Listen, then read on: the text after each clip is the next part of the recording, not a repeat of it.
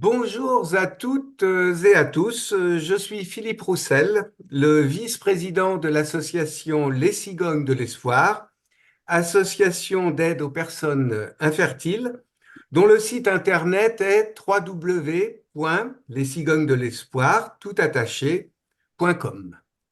Ce soir, nous vous proposons la première webconférence d'un cycle de 3 conférences sur le thème Couple en PMA, vivre ou survivre. Ces 3 conférences seront animées par 3 psychopraticiennes spécialistes de l'accompagnement périconceptionnel, partenaires de notre association de longue date. Alors, à savoir Estelle Métro, bonsoir Estelle. Bonsoir Philippe, bonsoir à tous. Mathilde Muliez, bonsoir Mathilde. Bonsoir Philippe, bonsoir à tous. Éléonore Béchaud, bonsoir Éléonore. Bonsoir Philippe et bonsoir à toutes et à tous. Vous recevez régulièrement des personnes qui désirent enfanter, qui vivent un parcours de PMA, qui font famille, parfois avec contribution de tiers donneurs de gamètes. Vous accueillez, mesdames, dans vos cabinets des couples comme des femmes en projet solo. Et dans ce cycle de conférences, vous vous adressez particulièrement aux couples. Vous observez, comme nous, que les couples sont souvent mis à rude épreuve dans les parcours de PMA. L'attente, les déceptions, les décisions à prendre touchent le couple dans son désir et son projet, dans sa relation et ses relations avec son environnement, dans la façon dont il se raconte. Dans cette première conférence, nous nous demanderons comment vivre son désir d'enfant, se projeter et traverser le temps d'attente en couple. Vous allez explorer comment le couple peut découvrir ses désirs, oser rêver et espérer encore. Se projeter ensemble dans l'écoute et le respect de ses possibles. Sortir du temps figé, suspendu de l'attente et vivre un présent fécond. Bienvenue aux participants qui viennent de nous rejoindre. Vous pourrez poser vos questions dans le chat et échanger avec Éléonore, Mathilde et Estelle en fin de conférence. Mesdames, c'est à vous. Merci Philippe et puis merci à toute l'équipe des Cigognes qui œuvre avec toi pour cette invitation à parler des couples, à parler aux couples et à parler avec les couples en fin de conférence, à parler de ce qu'un parcours de PMA peut donner à vivre et donner à traverser. Donc pour cette première conférence, comme vous l'a dit Philippe, nous allons nous demander comment vivre son désir d'enfant, comment se projeter et comment traverser le temps de l'attente en couple. Je précise en préambule que nous allons évoquer tout au long de cette conférence, comme des suivantes, une série d'exemples qui sont issus de notre pratique, de notre clinique, et nous le ferons toujours dans le respect du consentement de nos consultants, bien sûr, et dans le respect de leur anonymat. Et d'ailleurs, aujourd'hui, nous allons les appeler Jules et Julie, Julie et Juliette, Julia et Julien. Alors, bienvenue à vous tous dans cet espace de nos consultations et dans ce temps de partage de nos réflexions, de nos pratiques et de ce que nos consultants nous ont appris tout au long de ces dernières années. Il se pourrait que vous reconnaissiez dans certaines de leurs situations et dans certaines de leurs questions, des situations et des questions qui sont les vôtres. Et nous espérons que ces exemples que nous allons développer vont nourrir vos réflexions et les discussions au sein de votre couple. Éléonore, que te disent au cabinet Jules et Julie à propos de leur désir d'enfant? Alors Jules, pour lui, désirer, c'est vivre, et vivre, c'est désirer. Et Julie ajoute que paradoxalement, plus on désire cet enfant, et moins on a de vie. Jules se confie, j'imaginais que la grossesse serait le fruit de notre amour, de mon désir pour Julie, et ce projet nous a tellement mis la pression, ça devenait difficile de faire l'amour sur commande. Maintenant, avec la PMA, je sens que l'on s'éloigne, Julie s'épuise, les protocoles s'enchaînent, échouent, on n'a plus de vie. Et je ne sais même plus si je veux un enfant dans ces conditions. Julie, de son côté, ne peut retenir ses larmes. Elle poursuit, je me suis toujours demandé si tu désirais vraiment cet enfant. Je vois bien que tu n'es pas prêt à tout. Alors Jules peut être désemparé et s'approche d'elle, lui dit, mais moi, c'est avec toi que je veux vivre, avec ou sans enfant. Effectivement, Éléonore, dans nos cabinets, Jules et Julie nous parlent de plusieurs thèmes. Ils nous parlent du désir d'enfant et du mystère du désir qui se dévoile dans l'attente, mais aussi se désespère dans l'attente. Ils nous parlent de leur projet d'enfant qui nécessite de faire des choix autour de la sexualité d'abord, et puis, quand ça devient nécessaire, autour de la PMA et des conditions de sa réalisation. Ils nous parlent de la place de ce désir et de ce projet dans leur vie et comment tout peut se figer, se couper autour de leur sexualité, autour de leur alliance, autour de la communication, autour des projets, autour de leur vie professionnelle et autour de leur vie sociale, jusqu'à rencontrer parfois des risques de rupture, rupture psychologique, dépression, relations difficiles avec les proches ou rupture du couple. Et ils nous disent combien l'enjeu est de continuer à vivre et pas seulement survivre sur un chemin de PMA. Merci Mathilde. Alors justement, c'est autour de ces trois verbes, désirer, se projeter et vivre, que nous vous proposons quelques pistes de réflexion illustrées de propositions concrètes que nous faisons en consultation. Commençons, si vous voulez bien, par désirer, par ce fameux désir d'enfant qui semble aller de soi et dont chacun pense savoir ce que l'autre veut dire quand il emploie ce terme. Ce désir, bien sûr, il ne pose pas question quand il est vite incarné, quand il est vite concrétisé par la venue d'un petit être de chair et d'os. Mais ce désir d'enfant, il pose question à Jules et à Julie, maintenant, dans ce temps long de l'attente, dans ce temps qui est éprouvant, alors que au début de leur relation, de leur rencontre, ce désir semblait évident, il n'était ni interrogé, ni explicité. Est-ce que c'est aussi comme ça que tu l'entends, Éléonore? Oui, Estelle. D'ailleurs, Julie peut nous dire, on vient tous les deux de familles où tout le monde fait des enfants, sans se poser de questions. Les enfants, c'est la vie, pour Jules comme pour moi. Ce désir, il a vite posé des questions à Julien et Juliette, qui n'étaient pas en phase dans les premières années de leur histoire. Julien nous raconte, je craquais devant mes neveux et j'avais très envie d'être papa à mon tour. Quand Julie, elle, nous avoue son ambivalence. Moi, je disais, pourquoi pas? En même temps, la grossesse, l'accouchement, ça ne me faisait vraiment pas rêver. Et puis avec mon enfant, c'est un peu compliqué. Ouais, elle n'était pas sûre. Mm. Alors, à travers ces deux histoires-là, on entend bien qu'il y a parfois une temporalité du désir, une grande diversité des désirs, et puis aussi une forme d'ambivalence du désir, et c'est ces trois points que nous allons explorer maintenant. Nous observons qu'il y a un processus d'émergence du désir, de prise de conscience de ce désir et d'expression de ce désir à soi-même et à l'autre, parfois d'un non-désir, et que ce processus, il est différent pour chacun des membres du couple. Donc, on a ce qu'on appelle, nous, une temporalité du désir. Cette conscience, cette expression du désir sont influencées par une série de facteurs. Le premier d'entre eux, c'est la physiologie qui est différente entre les femmes et les hommes. Peut-être, Mathilde, tu peux nous en dire quelques mots.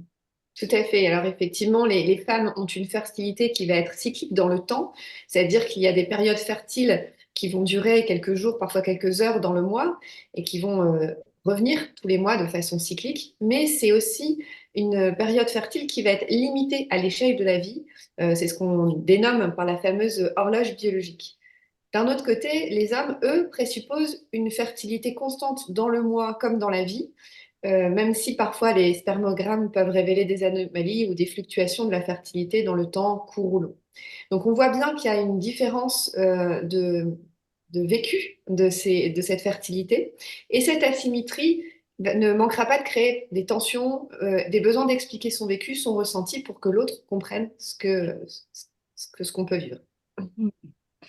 Alors, outre ce facteur physiologique qui génère un rapport à la temporalité du désir qui est différent pour les deux membres du couple, il y a un autre facteur qui joue, c'est la psychologie personnelle, qui est modelée par l'histoire personnelle et par l'histoire familiale de chacun, et qui peut avoir une incidence sur la conscience et l'expression que Julie ou Jules ont de leur désir.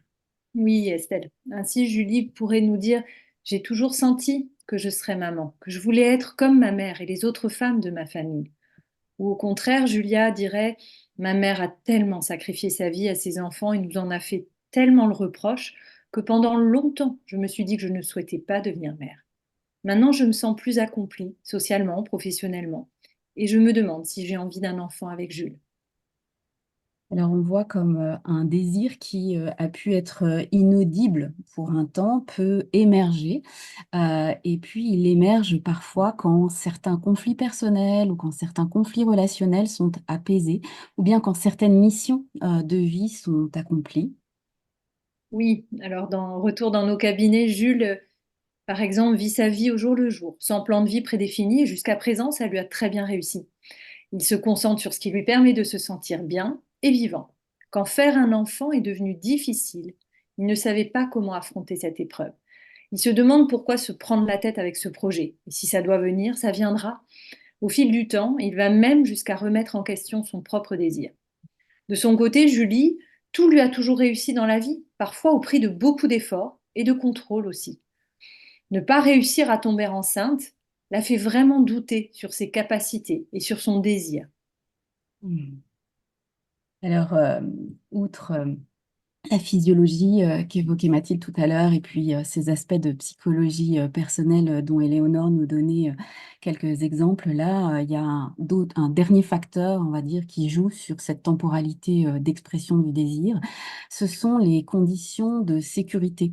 Les conditions de sécurité socio-professionnelles et géographiques, les conditions de sécurité psychologique et affective, les conditions de sécurité financière également, qui peuvent influencer sur l'autorisation que chacun va se donner ou pas, inconsciemment ou consciemment, à sentir qu'il désire un enfant, à dire qu'il désire un enfant ou pas encore. Donc, ces conditions de sécurité, ça influe sur cette autorisation que l'on se donne à investir ce désir sous la forme d'un projet concret. Je pense, Éléonore, que ça te parle là aussi de ce que nous entendons dans nos cabinets. Très clairement. Jules ne peut pas s'imaginer consciemment les joies de la paternité tant que son projet d'entreprise n'est pas en bonne voie. Julie n'ose pas passer de l'envie au projet d'enfant tant que le désir de Jules n'est pas clair et qu'elle n'a pas déménagé près de sa famille. On voit toutes les conditions dont tu parlais, Estelle. Elle a besoin de sécurité pour être mère. Encore une autre situation d'un autre couple, Julia et Julio, après des années d'essais de PMA, c'est finalement dans le temps de leur voyage de noces que va débuter une grossesse. Inconsciemment, sécuriser leur alliance par leur mariage semblait être une nécessité pour s'autoriser, comme tu le dis, à être parent. Enfin, oui.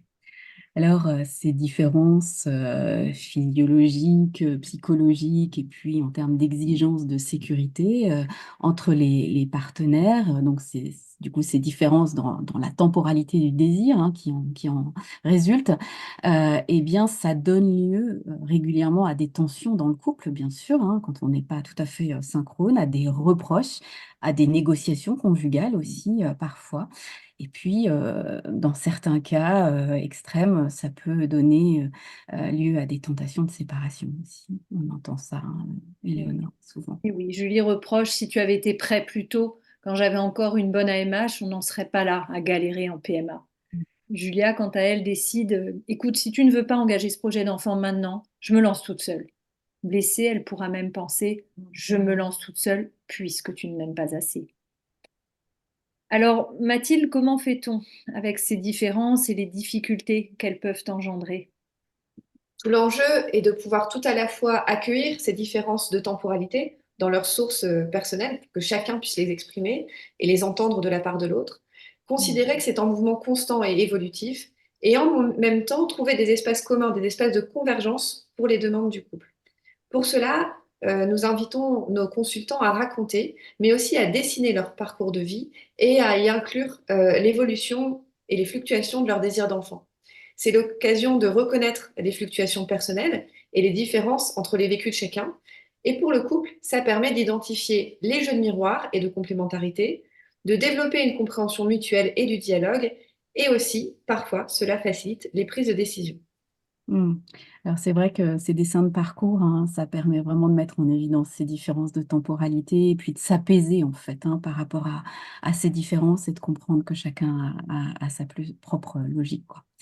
Et en plus de ces différences de temporalité dans la conscience et l'expression du désir, le couple peut aussi être confronté à la diversité des représentations de son désir, à la complexité des motivations finalement qui se cachent derrière ce terme commun, communément utilisé de désir d'enfant. En fait, on réalise, nous, dans nos consultations et en vous écoutant, qu'il n'y a pas un, mais des désirs d'enfant. Euh, Peut-être, Éléonore, tu peux... Oui, écoutons encore une fois nos couples. Julie dit, je me vois bien avec 3 enfants. Quand Jules, de son côté, exprime avoir un enfant, si c'est possible, tu sais, ce serait déjà bien. Julie veut vivre l'expérience initiatique d'une grossesse, quitte à passer par le don d'ovocytes, alors que Jules lui rêve clairement d'avoir une petite fille qui ressemble à Julie. Ouais, c'est vrai que ces spécificités du désir de chacun qui vont s'exprimer peu à peu quand il y a un temps d'attente, ça mène là aussi à des incompréhensions, à des doutes et à des tensions autour des choix très concrets qu'il y a à faire très régulièrement en PMA. Et voilà, Éléonore, je pense que tu peux nous Oui, faire entendre encore la voix de Julie et encore la Julie. voix dans nos cabinets de nos couples, dans les Jules et Julie. Euh, devons-nous passer par un protocole d'IA ou aller directement vers la FIV, alors même que l'on rêve encore du tout naturel? Faut-il transférer 1 ou 2 embryons, alors que pour Julie, avoir des jumeaux est un fantasme et pour Jules, de son côté, c'est un cauchemar? Pouvons-nous recourir à un don, alors même qu'on rêve d'un mini-nous, comme on dit entre guillemets? Peut-on envisager l'adoption, alors même que l'on rêve de vivre une grossesse? Ouais. Donc, c'est vrai que dans ces moments-là, quand il y a des choix à faire dans le parcours, eh bien, le couple doit se concerter et pour ça, explorer de quoi est fait son désir et quels sont les désirs qui s'expriment finalement derrière les mots. Et donc, nous écoutons les expressions que celles et ceux qui nous consultent utilisent pour parler de leur désir d'enfant. Ça peut être avoir un bébé, faire un enfant, élever sa descendance, aimer un nouvel être, faire famille, devenir mère ou devenir parent, être enceinte, mettre au monde, et encore tout un tas d'expressions qui sont autant de façons de dire le désir d'enfant et qui témoignent de motivations qui peuvent être multiples et complémentaires. En effet, à travers le discours qui est porté par les couples et par chaque membre du couple, nous entendons la complexité de ce territoire du désir et en même temps, nous approchons les motivations profondes de chacun. Et nous allons, pendant cette conférence, vous détailler comment ces différentes émotions s'expriment. On peut désirer un enfant parce que c'est naturel, et dans ce cas-là, c'est l'être vivant en nous qui s'exprime. Quand l'être social va considérer que c'est normal d'avoir un enfant, et puis l'être en relation dans l'espace intime raconte que c'est une histoire d'amour d'avoir un enfant, et enfin, l'être psychique que nous sommes peut affirmer que c'est vital d'avoir un enfant, que c'est un désir absolument essentiel à la vie. Alors, nous proposons des supports projectifs, des images, des cartes pour faire émerger la conscience de ce que ce désir représente pour chacun et de ce qui est espéré par chacun derrière ces termes. Alors, je vous montre très rapidement quelques supports de cartes qu'on peut venir utiliser qui viennent faire référence à ces différentes formes de désir. Euh, voilà, je vous en montre, je ne vais pas vous les montrer tous, mais ça vous donne déjà une bonne idée de ce que ça peut raconter. Des cartes que tu as créées, Mathilde, on peut le dire aussi. Voilà. Aussi. Et donc nous allons vous expliquer plus en détail ce que nous entendons dans nos cabinets et comment se composent ces 4 dimensions du désir, avec peut-être une petite précision, c'est qu'on n'est jamais uniquement dans une dimension, mais que notre désir se compose des 4 dimensions avec des proportions qui sont propres à chacun. Et donc je laisse Estelle détailler un peu plus ce que veulent dire c'est naturel, c'est normal, c'est l'amour et c'est vital. Oui, en écoutant celle qui vous parle le plus, c'est une façon aussi voilà, de repérer de quoi est fait votre désir et puis d'en parler en couple peut-être. Alors derrière le c'est naturel de faire des enfants, il y a l'idée que la vie appelle la vie. On pourrait dire que, après tout, toutes les espèces se reproduisent et donc l'humain serait lui aussi programmé pour cela, faire des enfants, participer à perpétuer l'espèce, participer à développer la vie, tout simplement. Et on entend ça, voilà, dans certaines Oui, oui, expressions en Estelle, cabinet. c'est ainsi, Estelle, que Julie nous dit, tout d'un coup, j'ai ressenti comme un appel du ventre, cette Ouais. fameuse expression, Mm. l'appel du ventre. Tout à fait. Et donc, dans cette expression-là, on pourrait entendre qu'il y a comme une motivation qui relèverait de l'inné, on pourrait dire, d'un programme qui nous serait donné à la naissance, qui serait à la fois un héritage, quelque chose que nous aurions reçu, et puis aussi une transmission que nous aurions à réaliser aux générations suivantes. Alors, Julie, elle nous dit plein d'autres choses. Alors Julie pourrait ajouter, je suis née femme, mon corps est fait pour porter la vie et mettre au monde des enfants, les nourrir. Et je voudrais vivre cette expérience. C'est la nature. Ouais, on entend hein, le désir de Julie là d'une forme d'initiation charnelle, d'un éprouvé du corps, quoi, hein, pouvoir réaliser son potentiel de femme. Et d'ailleurs, c'est pareil pour les hommes, hein, même si leur expression sur ce sujet, elle est souvent un peu plus rare, elle est souvent plus pudique. Certains vont parler de leur désir de féconder leur compagne, mais ils le diront voilà, de façon très... Peut-être au travers de leurs rêves. Et c'est comme ça qu'on entendrait Jules nous dire, j'avais 18 ans, c'était ma première relation sérieuse et je rêvais souvent, voire chaque nuit, que ma copine allait être enceinte. Et quand cette dimension du naturel est très présente dans le désir, avoir recours à la PMA et à un don de gamètes peut être un choix difficile. Et vous, comment cette dimension naturelle du désir d'enfant vous touche-t-elle? Comment est-ce elle vous rejoint ou pas? Ouais. Bon, alors voilà, vous pouvez être à l'écoute de ce que C'est naturel vous raconte. Et puis, on va vous dire quelques mots sur une autre expression que l'on entend souvent sous une forme ou sous une autre, c'est le c'est normal. C'est normal d'avoir des enfants, c'est normal de faire des enfants, c'est normal de les élever, c'est normal de faire famille. Euh, Et oui, encore une fois, dans nos consultations, Jules pourrait nous dire, nos amis, nos collègues, nos frères, nos sœurs et même nos cousins ont tous des enfants. Chez nous, bien sûr, tout le monde fait des enfants, c'est la norme. Et puis cela ferait tellement plaisir à grand-papa à chaque fois qu'il me demande si je lui donnerais un jour un arrière-petit-fils avant qu'il ne meure. J'ai l'affreux sentiment de le trahir en n'y parvenant pas. Julie pourrait ajouter, je voudrais me sentir comme les autres, comme mes parents, comme mes grands-parents. Devenir mère, ce serait enfin être reconnue par mes parents comme une femme adulte, sortir de cette place éternelle d'enfant. oui, merci. Éternel enfant, pardon. Éternel enfant ou éternel d'enfant. Et donc Jules et Julie, ils nous parlent d'un désir d'enfant qui est fait de reproduction, en fait, d'un modèle social, d'un modèle familial. Aussi, ils nous parlent d'un possible souhait de conformité à des attentes extérieures, à des modèles extérieurs. Et avoir des enfants, être parent, pour Julie et Julie, c'est pouvoir être comme les autres. Et ça pourrait venir conforter leur identité, pour Julie son identité de femme, pour Jules son identité d'homme, et pour les deux peut-être aussi un statut d'adulte. Ça pourrait aussi devenir parent, nourrir un sentiment de légitimité et d'appartenance dans à la fois la famille et la société.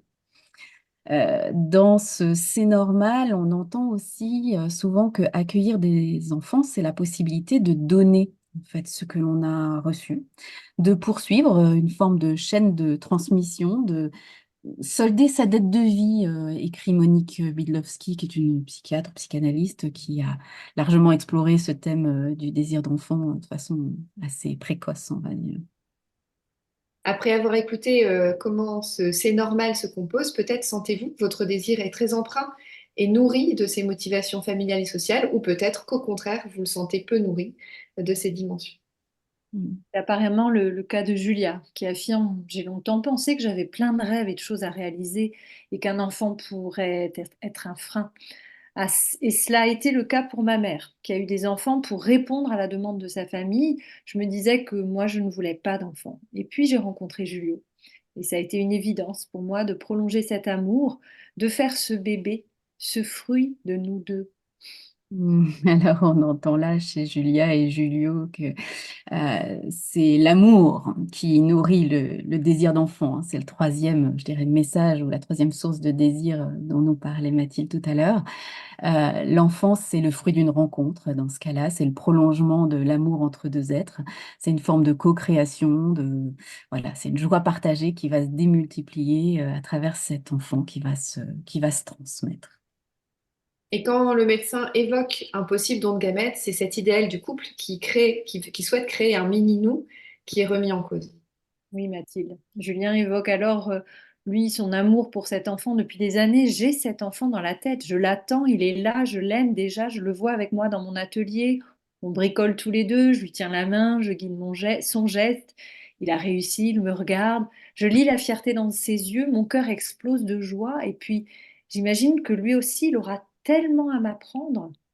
Oui, alors là, c'est l'amour qui se tisse entre le père et son enfant. L'enfant est déjà pour Julien un objet d'amour, il est un autre à aimer, un être à rencontrer dans toute son altérité, un être à qui il va pouvoir donner et de qui il va pouvoir recevoir. Ce que nous entendons aussi parfois, c'est que se projeter père de cet enfant, pour Julien, c'est aussi offrir un bon père à l'enfant qu'il a été. Ce bon père qu'il n'a pas eu, se projeter père de cet enfant, c'est peut-être réécrire sa propre histoire avec son père et réparer quelque chose de sa propre enfance. De cette manière-là, se donner aussi à soi de l'amour. À ce stade, après avoir entendu les trois premières dimensions, peut-être sentez-vous déjà de quoi est fait votre propre désir et celui de votre partenaire, et comment ces différentes sources de désir se conjuguent dans votre couple. On va écouter maintenant la quatrième source pour en savoir plus. Oui, merci Mathilde. Alors, ce qu'on entend parfois, c'est que c'est vital en fait de se prolonger dans des enfants et peut-être Éléonore, tu peux là aussi nous dire ce qui se dit dans nos consultations. Julio dit, mon père est décédé l'an dernier, ma mère n'est plus autonome, mon frère et moi, on doit s'organiser pour l'aider, quasi au quotidien. Je me demande comment on vieillit sans enfant. J'ai un peu de mal à le dire, cela peut sembler égoïste, mais j'ose. Et je crois que ça me donne encore plus envie d'avoir des enfants, de me dire qu'ils seront là, pour moi, pour nous, pour nos vieux jours. Oui, il y a certains consultants, quand ils sont témoins en fait du vieillissement de leurs parents, de la maladie ou de la mort de proches, ils nous disent comment ils sont plus conscients que jamais que la roue tourne. Et ils disent à ce moment-là leur sentiment d'urgence à faire advenir une nouvelle génération, à devenir parents. Alors peut-être c'est un peu pour remplacer celle qui s'en va, peut-être c'est pour ne pas être seul, peut-être pour certains c'est aussi avec le sentiment coupable de vouloir être épaulé à leur tour le moment venu.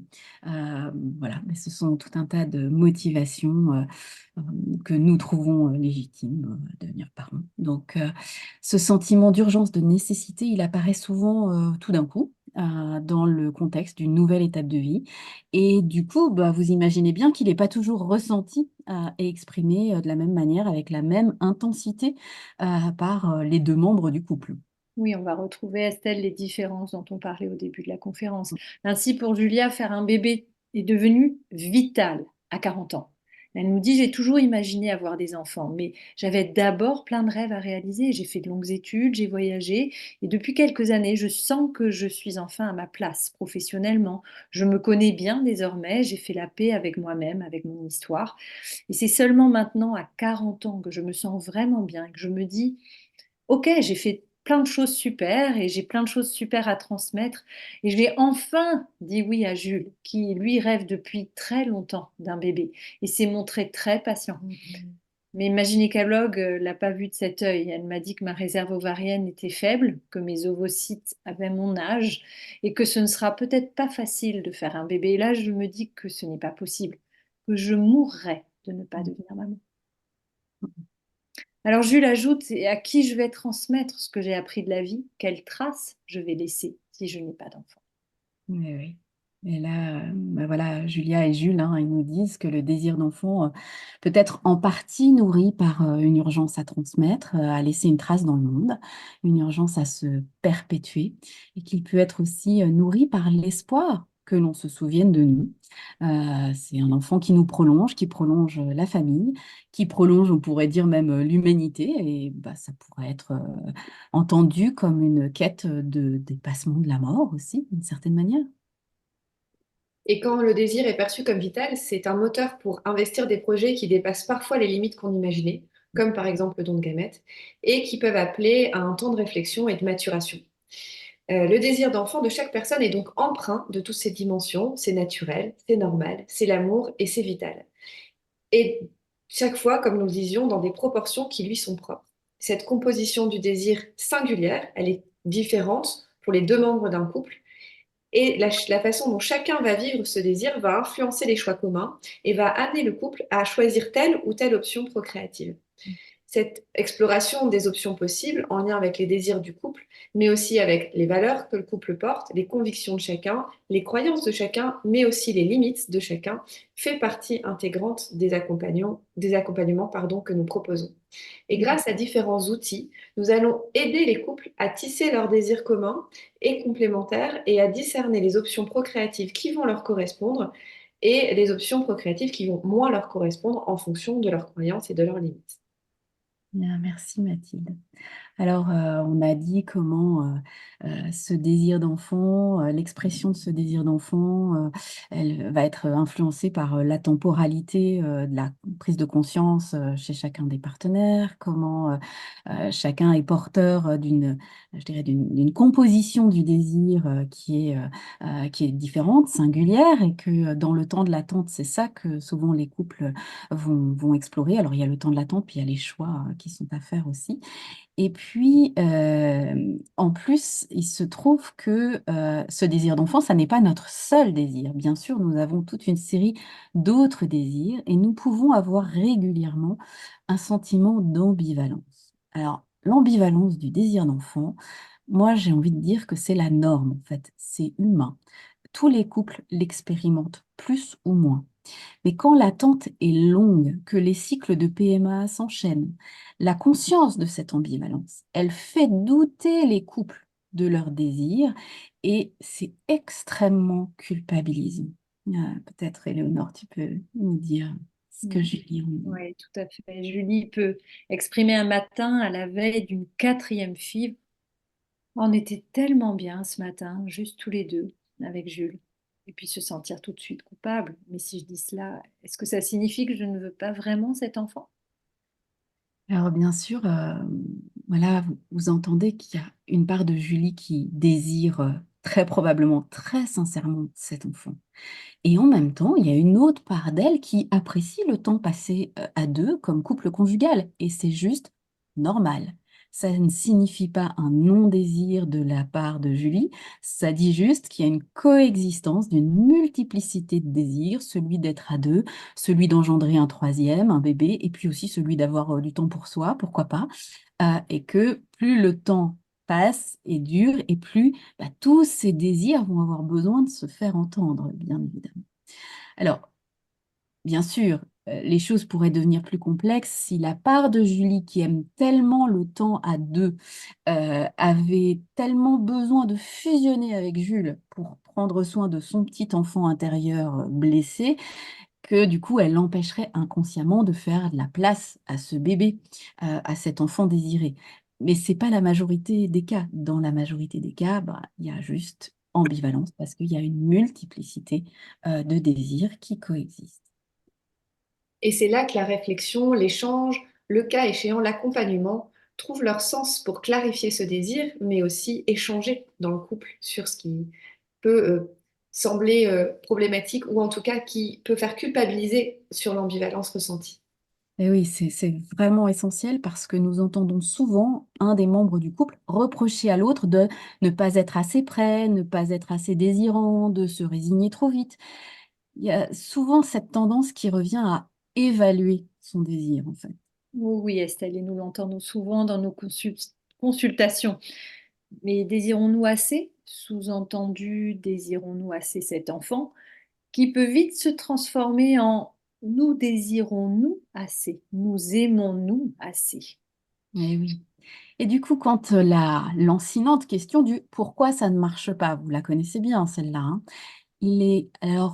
quand elle se présente, cette question du pourquoi ça ne marche pas, il est très tentant de répondre en s'engouffrant dans cette fameuse évaluation du désir, de pointer le désir comme source de toutes les difficultés.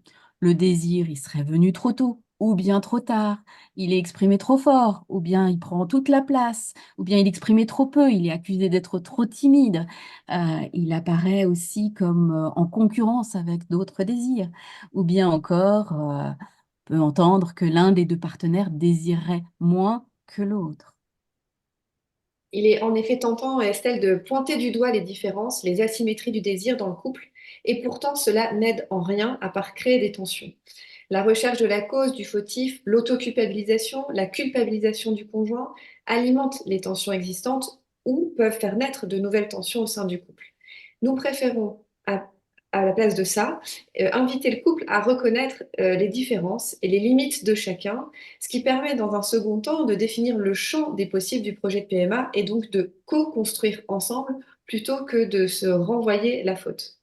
Il nous semble également important de s'autoriser à rêver de nouveau, de soutenir, d'honorer ce rêve et cet élan vital du couple et donc de pouvoir venir même le concrétiser à travers des supports de création commune comme par exemple des collages ou l'utilisation d'images de photolangage pour pouvoir exprimer ce désir et surtout s'autoriser à rêver de nouveau. D'ailleurs, Mathilde, voici les retours que l'on peut avoir sur ce type d'outil. Jules était un peu sceptique au départ. Finalement, il nous dit, je suis heureux d'avoir pris ce temps à deux pour rêver une vie avec un enfant, mais aussi une maison, nos amis, des voyages, des moments partagés en cuisine. Finalement, avoir co-créé cette vision partagée pour notre futur, c'est comme au début de notre relation, quand on imaginait le futur en riant. Et je sais à nouveau que où nous allons ensemble. Julie ajoute, j'étais très émue de voir qu'en mettant en commun les images que nous avions choisies, chacun de notre côté, nous avions toute une série d'images qui se ressemblaient beaucoup, on se rejoignait.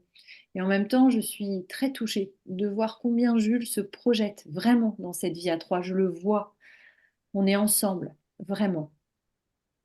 Et donc, ces outils sont vraiment des moyens de reconnaître ses propres désirs et ses ambivalences et de pouvoir co-créer ensemble, redonner du sens ensemble. Le collage, par exemple, c'est un processus qui permet de faire exister la projection d'une parentalité. En effet, ça permet que chacun se sente reconnu dans sa contribution et dans son individualité, mais aussi de pouvoir créer quelque chose ensemble. Je suis un, tu es une, ensemble nous sommes deux et nous créons un troisième. Aujourd'hui, ce troisième en séance, ça va être un collage, une vision partagée, un espace commun, et puis demain, ce pourrait être un enfant. Ce sont donc les prémices de l'articulation entre le couple conjugal qui est déjà existant et le couple parental qui souhaite naître et devenir. Et d'autres fois, quand ça nous semble opportun, on peut aussi travailler avec ce qu'on appelle une crèche qui va permettre de représenter la famille. Et donc, comment fonctionne cet outil de crèche? On va inviter chaque personne à choisir un personnage pour se représenter et puis à choisir un autre personnage pour représenter l'enfant à venir. Et toutes les personnes, on va aussi les inviter à choisir plein de personnages pour représenter toutes les personnes qu'ils imaginent présentes autour du futur berceau de leur enfant. Et cette matérialisation va permettre de s'autoriser à incarner le futur et à ressentir les émotions que procure ce futur, toujours dans cette optique de pouvoir continuer à espérer et à rêver, là où souvent les couples s'interdisent d'imaginer ce futur qui leur est pour l'instant inaccessible. En fait, ça permet vraiment de remettre du mouvement et remettre de l'élan vers ce futur. Oui, Mathilde, en t'entendant parler de la crèche, je me souviens de Jules qui finalement, en voyant s'investir dans la création de cette famille Playmobil, Julie se sentait alors comme... Au départ, elle se sentait seule gardienne du désir, et là, elle voit son conjoint vraiment s'investir dans cette famille Playmobil. D'ailleurs, il voulait quasi les emmener du cabinet. Alors qu'au départ, elle nourrissait vraiment des reproches à son égard. Elle est désormais rassurée de le sentir à ses côtés et véritablement désirant. Là encore, elle l'a vu. Et lors de la séance suivante, ils vont témoigner tous les deux de leurs échanges pacifiés, d'une complicité retrouvée et qu'ils se sentent de nouveau à deux. Le couple redevient finalement contenant, il fait enceinte et Jules et Julie peuvent se détendre et se laisser porter par ce flux qui est là. Notons que parfois, je tiens à le préciser, Julie et Jules, les Jules et Julie, là on les a un petit peu désignés, mais évidemment tout ça fluctue et que Mhm. chacun, vous l'aurez compris, a ses propres ambivalences. Hmm. Merci, Éléonore. Alors, voilà, on a pris longuement le temps de parler du désir parce que nous partageons vraiment cette conviction avec le temps et l'expérience que donner et redonner de l'espace au désir, c'est vital en fait pour le couple. C'est ce qui permet de retrouver du souffle dans la concrétisation de son projet d'enfant, tout particulièrement voilà, quand on va en PMA. Pourquoi on a besoin de retrouver du souffle? Ben, parce que la PMA, ça impose des choix répétés sur des sujets extrêmement nombreux. Et pour faire ces choix, il faut bien sûr connaître ses options, il faut aussi connaître ses limites et il faut pouvoir tenir compte d'une boussole qui est le désir de chacun des membres du couple et le désir partagé, celui sur lequel on converge et que l'on couve ensemble, si je puis dire. Donc, voilà. Il faut aussi, pour pouvoir se projeter, veiller au et choisir, veiller au consentement des deux partenaires, aux options choisies. Et donc, nous allons développer maintenant ces 3 points de façon plus rapide que la première partie autour de se projeter. Donc, premier point, les options, deuxième point, les limites, et puis dernier point, les consentements, vous l'avez entendu. Alors, retour dans nos cabinets, Estelle, et concernant les options, on peut entendre différentes situations finalement. Julie, qui a une copine qui est déjà passée par là. Elle connaît toutes les options de la PMA. IAC, FIV, éventuellement accueil de gamètes, don d'ovocytes, double don, même don d'embryons, sans compter la panoplie de tests complémentaires. Elle sait tout. Pour Jules, toutes ces options sont totalement lointaines. Il ne veut même pas en parler. Ce qu'il a devant lui, c'est cette ordonnance de spermogramme qu'il regarde de travers depuis des semaines en se disant qu'il ne voyait vraiment pas les choses ainsi. Ouais, donc vous pouvez entendre hein, que là, ils n'en sont pas du tout au même stade, ni de connaissance, ni d'acceptation des possibles options d'aide médicale. Et donc, ouvrir un espace de parole pour être au clair sur les options médicales, ça va être évidemment nécessaire, mais ce ne sera pas suffisant parce que ces options, elles vont soulever la question des limites de chaque partenaire. Et cette question des limites concrètes et communes que l'on se donne, on va s'en dire quelques mots. Parce que tout ce qui est possible médicalement et sociétalement n'est pas forcément acceptable psychiquement et éthiquement pour toutes les personnes. Et il faut pouvoir entendre. Et oui, nous allons pouvoir encore entendre Julie et Julie se demander jusqu'où on va. Jusqu'où on va dans le recours à l'aide médicale, jusqu'où on va dans le nombre de protocoles, jusqu'où on va dans le recours au tiers, dans le passage de frontières vers d'autres pays pour une PMA, jusqu'où on va pour un don de gamètes, jusqu'où on va dans le temps consacré, dans les limites d'âge et de calendrier, jusqu'où on va dans nos ressources financières dédiées à ce projet, jusqu'où allons-nous aller dans les sacrifices professionnels? Jusqu'où on va dans les implications émotionnelles et relationnelles tolérées. Autre point de limite, jusqu'où on risque. Jusqu'où on risque notre santé physique, jusqu'où on risque notre santé psychique, jusqu'où on risque la santé relationnelle de notre couple, notre communication, notre sexualité, notre capacité à nous projeter ensemble, jusqu'où on risque notre sécurité financière, à quel prix faire cet enfant. Et encore une autre question, jusqu'où on va? Jusqu'où on va vers des options étrangères à notre rêve de départ, à nos valeurs, à nos croyances, qu'elles soient familiales, culturelles ou religieuses? Jusqu'où on va dans le fait de faire bouger les lignes de nos croyances, de notre éthique et de nos règles? C'est là qu'avoir un espace de dialogue, Éléonore, qui soit non jugeant sur les désirs, les besoins, les priorités et les attentes de chacun va être une ressource pour le couple. C'est là que dessiner le contour du projet commun est crucial et bien sûr de pouvoir travailler au consentement de chacun aux décisions. Et c'est ça la condition d'un véritable engagement dans les options choisies et dans leurs conséquences pour le couple et puis pour la famille en devenir. Et oui, parce qu'il y a un risque à ne pas revenir en fait à cet espace du désir pour faire ses choix et pour conduire son projet. Le risque, c'est qu'il y ait une forme de consentement passif des deux membres du couple ou de l'un des deux membres du couple, jusqu'à un point de rupture, qui peut être un point de rupture physique, émotionnel, relationnel. Et donc, voilà ce que l'on entend encore une fois dans nos cabinets. Julia a dit oui à une FIV avec don d'ovocytes, car elle sait combien c'est important pour Julien d'être père, et elle veut lui faire plaisir. Mais en fait, elle se sent sombrer en dépression. Jules dit oui à l'insémination artificielle pour avoir la paix. Mais le jour J, le recueil de sperme n'est pas possible. Et pour Julie, c'est une stimulation pour rien. Elle est furieuse. Julie aurait aimé porter le bébé du couple, mais elle ne peut pas le faire pour des raisons médicales, et sa compagne se résigne à être celle qui vivra cette grossesse. Juliette et Julien disent oui à une FIV parce que le médecin a dit que c'était la seule option. Mais ils se sentent honteux quand leur communauté religieuse leur parle d'espérance, d'accepter, de s'en remettre à Dieu.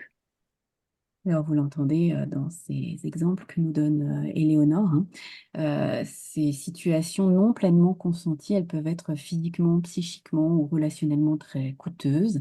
Et donc, c'est là que savoir poser et écouter ses limites, à la fois les siennes, mais aussi celles de l'autre, en avoir une vision aussi qui soit pas statique, savoir que ça peut évoluer, les limites, c'est très important. On a besoin de garder un espace ouvert pour en échanger, pour maturer ensemble et d'avoir la confiance qu'il peut y avoir des temps de désaccord et puis qu'il pourra y avoir des temps d'accordage. Donc voilà, il faut pouvoir garder la conscience et la confiance que ce travail sur les limites, toujours en mouvement. Et donc, nous ne pouvons que vous encourager pour prendre soin de vous, vous préserver, à percevoir vos limites, les exprimer, les écouter, en même temps que vous écoutez vos désirs, bien évidemment. Tout à fait, Estelle. Et en même temps, ce n'est pas chose simple. Pourtant, c'est incontournable. Et parfois, ça demande d'être accompagné, seul ou en couple, maintenant ou plus tard. Quand les consultants arrivent avec ce type de demande dans nos cabinets, Estelle et Eleonore, nous commençons souvent par travailler sur une mise en mots du désir de chacun. Je pense que vous l'aurez compris après nous avoir écouté parler longuement du désir. Et puis, nous proposons de travailler sur une représentation imagée du désir avec des outils comme par exemple le collage. Alors, je vous en montre un très rapidement ici qui va peut-être vous parler. Voilà, une représentation imagée du désir. On va aussi pouvoir travailler avec du photolangage, des cartes de photolangage comme par exemple des cartes Dixit. Et puis, on va aussi parfois travailler avec des constellations d'objets.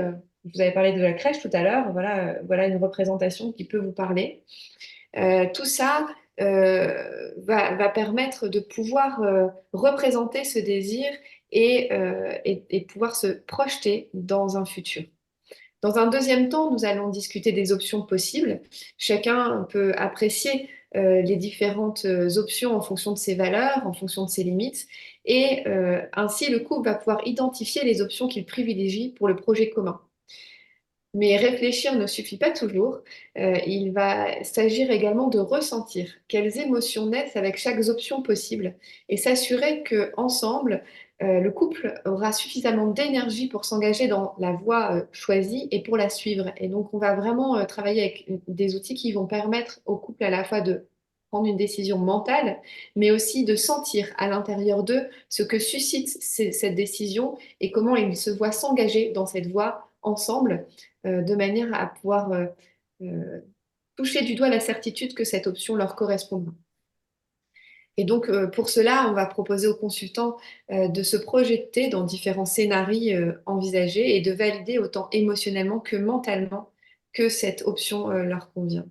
Ce travail d'élaboration va permettre de s'orienter dans le champ des possibles pour le couple avec plus de conscience, plus de conscience aussi, et enfin de sécurité pour lui, pour le couple et pour la famille en devenir. Merci, merci Mathilde. Alors, on a parlé de désir, on a parlé de projet, et il nous semble qu'il y a un enjeu majeur en fait, hein, dans ce projet qui peut prendre du temps, dans ce temps d'attente, c'est de continuer à vivre. Parce que ce processus de PMA, il est fait de projection, d'action, d'attente contrainte. Il arrive que Jules dise leur besoin d'une pause, leur besoin de lâcher prise, voire même certains peuvent dire leur tentation d'un renoncement par peur de passer à côté de leur vie à trop vouloir la donner. Alors, dans ces cas-là, il est urgent de sortir de la course infernale euh, et parfois d'une attente figée pour pouvoir vivre et pas seulement survivre. Oui, Estelle, Julia a dit depuis que nous sommes en PMA, j'ai l'impression que nous ne vivons que pour cela. Et Julien ajoute, c'est comme si nous avions arrêté de vivre. Tout est suspendu. Ce mot, hein, suspendu, on l'entend vraiment très souvent. Oublier les sorties, les week-ends avec les copains, les voyages. Et changer de boulot ou de lieu de vie, ça voudrait dire changer de centre de PMA. Alors, on attend. On n'en finit pas d'attendre. Et oui, le projet là d'enfant, il prend parfois une telle place et il nécessite un tel investissement à la fois psychique, temporel, financier, que très régulièrement le reste semble éclipsé. Et certains expriment le sentiment de ne plus vivre, de juste survivre, sans perspective autre que le prochain traitement ou la peur d'un nouvel échec. Alors un parcours de fécondité, ça peut engloutir et épuiser si c'est vécu comme une longue attente infructueuse, avec un espèce de long tunnel sans pause et sans fin. Ça peut devenir mortifère. Donc, il nous semble plus aidant, dans la mesure du possible évidemment, de pouvoir l'aborder comme un processus, comme quelque chose de cyclique. Vous savez, comme une respiration, un inspire, un expire, et donc d'être plus dans le rythme de la vie. Alors, c'est pas simple. Il y a un certain nombre d'obstacles enfin, pour pouvoir intégrer une telle vision un peu organique des choses, une vision organique plus que mécanique, on pourrait dire, du parcours de PMA. Les principaux obstacles qu'on identifie, c'est le fait de conditionner le sens de sa vie à la venue de ce bébé. Et puis un autre obstacle, c'est le fait d'être paralysé par toute une série de peurs. Alors on va se dire quelques mots autour de ces deux points-là. Julius désespère de devenir papa. Il dit: je retrouverai ma joie de vivre quand notre bébé sera là. Julie dit: au début de nos essais bébés, j'attendais chaque jour d'attendre un enfant. J'imaginais que notre vie de famille allait vraiment commencer le jour du test de grossesse positif. Aujourd'hui, cela devient insupportable de tout remettre à si ou quand nous aurons un enfant. Et oui, donc dans de nombreuses situations, nous observons que ce bébé, il est attendu comme une source de vie, presque comme un droit à vivre enfin. Et le reste ne serait qu'une préparation, un entraînement. Et c'est peut-être faire peser déjà beaucoup d'attentes, en fait, hein, beaucoup de responsabilités sur ce futur enfant que de nous redonner vie. C'est peut-être aussi accorder un peu trop peu de valeur à notre vie ici et maintenant, au présent. C'est aussi souvent se condamner à survivre, à être un peu comme en apnée tout le temps. Et puis, on se dit régulièrement avec Éléonore et Mathilde que c'est peut-être prendre le risque de la désillusion, de l'épuisement parental à l'arrivée du bébé réel. Parce que ce bébé, il sera nécessairement différent du bébé idéalisé. Il sera parfait, enfin parfaitement imparfait, on est d'accord. Et donc, il va être source de changement, ce bébé. Et sa venue, elle va pas manquer de soulever pour chacun des parents des peurs du changement. Et pour ça, il va falloir que chacun puisse vraiment compter sur ses ressources. Et donc, la question qui se pose à vous, ou en tout cas que nous, on se pose avec nos consultants dans nos consultations, c'est comment ne pas épuiser toutes ces ressources en PMA, comment maintenir ces ressources et même peut-être comment les développer dès à présent. Bon, il y a plein de façons de le faire, mais c'est certainement en osant faire de la place à la vie dès maintenant, résolument, et puis aussi en prenant soin de ses peurs. Nous, nous observons dans nos consultations, pardon, que les peurs peuvent amener soit à figer ce temps de l'action, soit au contraire à tout accélérer en fait, finalement, hein, pour en finir avec la PMA. Alors la liste des peurs est souvent longue pour Jules et Julie. Peur de la rupture émotionnelle pour soi et pour l'autre, de sombrer dans la dépression, peur pour sa santé physique, pour Julie de se faire mal avec toutes ces injections, pour Jules qu'elle ne se fasse du mal avec tous ces traitements. Ils peuvent avoir peur de la rupture avec l'entourage en s'étant un petit peu isolés. Peur de la rupture avec le travail, les exigences du protocole PMA ne sont pas toujours compatibles avec le rythme professionnel et le travail peut sembler bien futile par rapport à cet enjeu-là de donner la vie. Peur de ne pas être capable d'être ce parent idéal, d'autant si on attend un enfant idéal, comme un petit peu nous tous. Et osons le dire aussi, la peur de la rupture du couple et de la séparation. Hmm. Alors, toutes ces peurs de perte et de rupture, elles sont à écouter. Elles peuvent être considérées comme des messages, en fait. C'est le signe que Jules et Julie sont profondément attachés à la vie et aussi le signe qu'ils ont des besoins de sécurité, de réassurance. Donc, il est important d'entendre ces messages des peurs, ces besoins qui sont révélés par les peurs pour tenter d'y répondre. Et il peut arriver que ces peurs, chez certaines personnes, elles fassent des échos à des traces de traumatismes passés dont on pourrait craindre qu'ils ne se reproduisent dans le futur. Alors, c'est comme un passé, hein, un passé qui ne serait pas passé, comme quelque chose qui ne serait pas intégré, des deuils personnels ou des deuils familiaux qui ne seraient pas faits, et qui projetteraient leur ombre sur le futur. Alors Estelle, tu parlais des besoins. Je crois que nos auditrices et nos auditeurs ont aussi des besoins. Ils sont un petit peu moins là et peut-être que On dépasse un peu notre temps, alors peut-être qu'on va un peu encore accélérer ou peut-être écourter des éléments. Mm. Voilà, Julien sait que ses parents associent leur séparation à sa propre naissance et il craint que la naissance d'un enfant n'ait raison de son couple. Il y a vraiment une croyance là. Mm. Juliette craint de son côté d'être envahie par une dépression postpartum comme sa mère et comme ses sœurs avant elle. Elle sort d'une vision fataliste quand elle réalise que sa grand-mère n'a pas eu la possibilité de pleurer et d'honorer son dernier enfant perdu à la naissance. Elle va s'apaiser en organisant le rituel familial qui a manqué autour de cet enfant.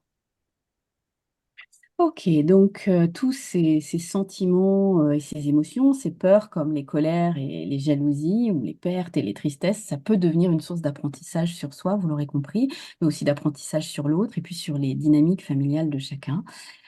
Et cette attente, elle peut permettre d'éprouver ses ressources, son courage, sa ténacité, sa détermination aussi, et puis sa résilience.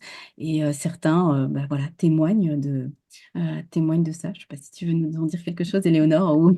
Voilà, Juliette et Julio disent combien ces 5 années d'attente, tous ces protocoles PMA leur ont appris à mieux se connaître et en tant que couple et qu'ils se sentent parents ensemble, sans oublier d'être amis, d'être amoureux, d'être amants. Ouais, donc voilà, ils nous disent aussi hein, parfois combien ce parcours-là, c'est l'occasion de devenir un bon parent pour soi, une bonne mère pour soi, un bon père pour soi. Et c'est souvent une ressource essentielle pour s'autoriser en fait à faire un enfant. Bon, vous l'aurez compris, il peut y avoir une nécessité de donner du sens à cette attente, de lui donner une portée symbolique. Ça ne veut pas dire que, je dirais, ce soit la vérité dans l'absolu, mais nous sommes des êtres qui nous racontons des histoires et donc intégrer ce parcours de PMA dans notre histoire, pouvoir se dire, bah, OK, c'est notre vie, elle est comme ça et on l'accepte comme ça peut être quelque chose de précieux pour pour certaines personnes. Tout à fait, Estelle. Et d'ailleurs, nous proposons à nos consultants dans nos cabinets différentes pratiques qui permettent d'éclairer leur rapport à la vie, au temps qui passe et au futur. Nous travaillons souvent à une relecture des parcours et une relecture des vécus émotionnels. Nous utilisons par exemple des représentations schématiques ou dessinées qui permettent à chacun de donner forme, corps au vécu et aux projections, comme par exemple les outils que nous utilisons dans ces représentations qui permettent vraiment de représenter ce que chacun a pu vivre et de parler des émotions traversées, positives comme négatives, et des besoins de chacun. Nous allons aussi, cet outil qui permet de voir ce qu'on a traversé permet à chacun de se mettre à la place de l'autre, de relire ce qui s'est passé, de mettre de la perspective, de nommer les pertes, de nommer les renoncements que l'on a traversés. Mais aussi, cet outil de représentation va permettre de se projeter, d'avoir conscience des renoncements que l'option retenue va impliquer et de l'accepter pour avancer. Et enfin, ces représentations permettent d'identifier comment ce parcours nous a fait grandir, quelles ressources nous avons mobilisées et quelles ressources nous avons développées pour traverser ce parcours. Donc, cette représentation schématique permet vraiment de revenir sur ce qui a été vécu, mais aussi de projeter le futur. Un autre outil que nous utilisons régulièrement dans cette relation au temps, c'est la ligne de projection dans le temps, avec l'idée de dépasser cette projection et cette perspective ultime que ont souvent les couples qui sont en parcours de PMA, qui est le test de grossesse positive, et d'imaginer que cette ligne, elle va dépasser ce test de grossesse positive et d'imaginer d'accompagner, enfin de proposer au couple d'imaginer la suite, en fait, de s'inscrire dans le temps long, dans le temps des possibles, avec pour intention de venir défiger ce qui se cristallise autour de ce parcours et inviter les couples à se remettre en route afin de pouvoir continuer à avancer. Ouais, alors, Tout ça va, oui, vas-y, vas-y. puis Mm. tout ça dans l'idée de pouvoir motiver l'échange, motiver la complémentarité, mais aussi de pouvoir sortir d'une forme de rumination et de favoriser un élan vital vers le projet. Mm.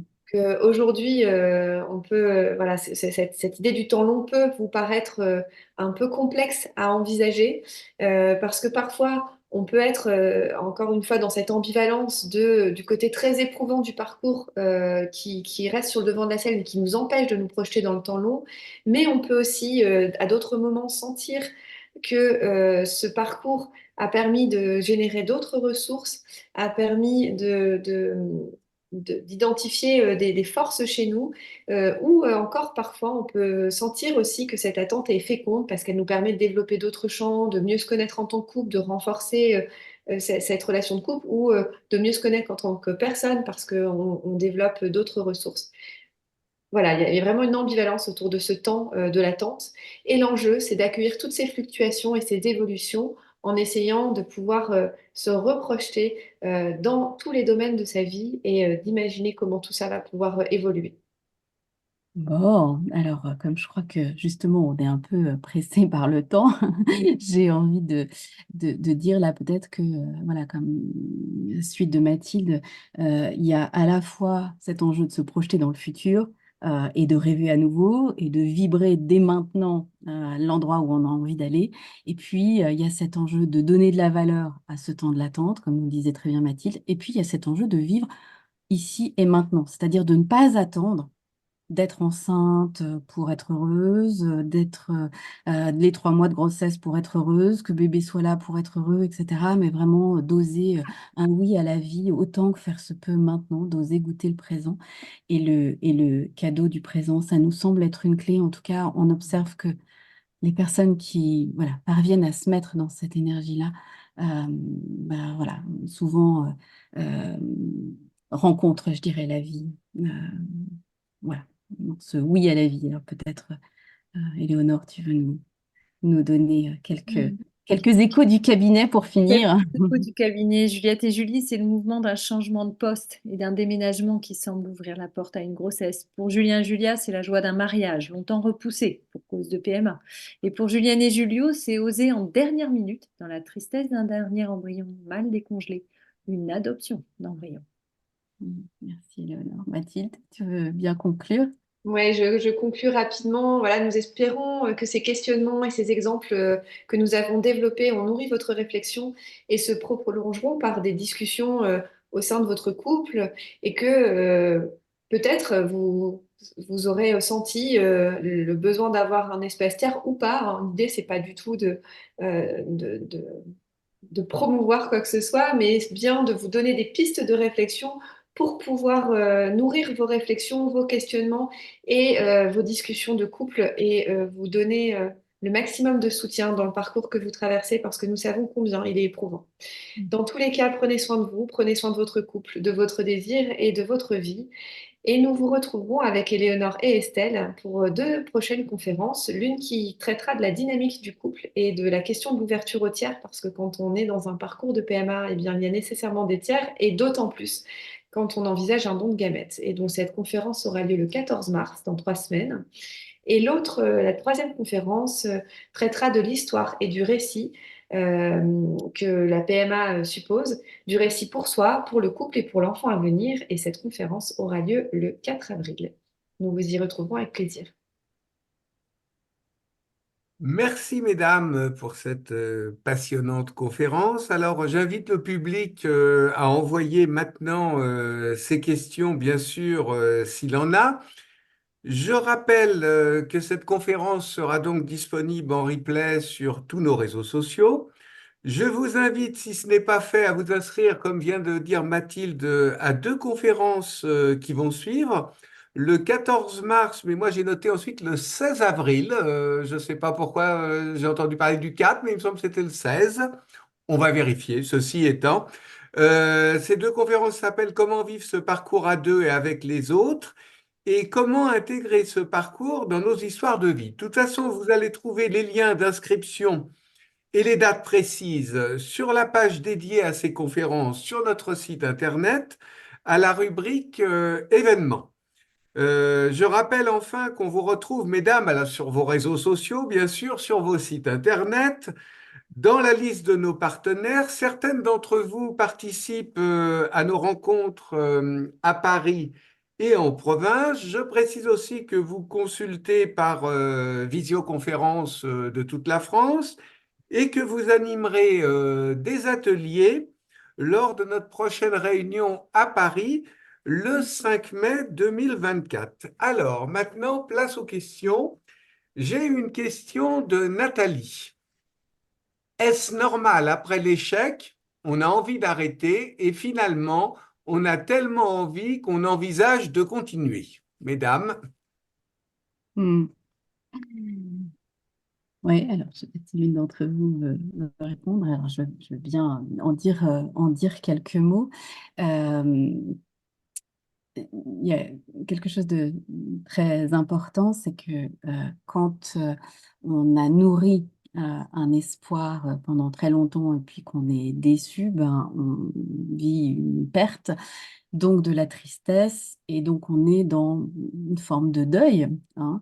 Et donc dans ce temps-là, il est logique d'avoir envie d'arrêter et même de ne plus entrevoir de perspectives, hein. On est centré sur cette perte que l'on vient de vivre et sur surtout le besoin de se préserver et de ne pas revivre de perte. Donc il y a cette peur aussi, hein, là, qui fait que on veut surtout pas regarder le futur. Et votre question, Nathalie, elle me fait penser évidemment à toute une série de personnes rencontrées, de couples rencontrés. Et ce que j'observe, c'est qu'il peut y avoir régulièrement un décalage dans le couple, justement, par rapport à cette envie d'arrêter, puis cette envie d'y retourner. Souvent, voilà, Nathalie, comme vous, on entend Julie, pour reprendre le prénom qu'on a choisi, on entend Julie dire que bah non, elle veut surtout pas y retourner. Et puis, quelques semaines plus tard, souvent 15 jours plus tard ou 2 mois plus tard, tout d'un coup, elle va dire que, ah ben si, ça y est, il y a urgence à y retourner. Et Jules, il est complètement perdu parce que lui, après l'échec, il était prêt à continuer parce qu'il garde, voilà, la perspective. Et donc, il est un peu troublé en fait par ces revirements de Julie par rapport au fait d'y aller ou pas y aller. Peut-être un point complémentaire que je pourrais donner, puis je donnerai la parole à mes collègues, c'est que les femmes et les hommes n'ont pas tout à fait le même rapport au temps, en particulier autour de ces projets d'enfantement. Les femmes auraient tendance à être, du fait de leur cycle hormonal, dans un cycle émotionnel qui fait que voilà, parfois elles regardent le futur et puis parfois elles sont plus au présent et centrées sur elles-mêmes. Et les hommes vont être dans un rapport au temps long et donc vont garder le cap d'une certaine manière. Donc c'est aussi ça l'intérêt dans un couple. C'est quand voilà, une dimension plus féminine va pouvoir vivre les cycles, même si c'est inconfortable, et une dimension plus masculine va pouvoir garder le cap. Et que on va reconnaître cette différence euh, et se soutenir l'un l'autre, enfin voilà, s'entendre et se soutenir dans ces différences. Voilà, je ne sais pas si j'étais à peu près claire, je l'espère, Nathalie. Peut-être Éléonore ou Mathilde, il y a quelque chose que vous aimeriez ajouter par rapport à ça?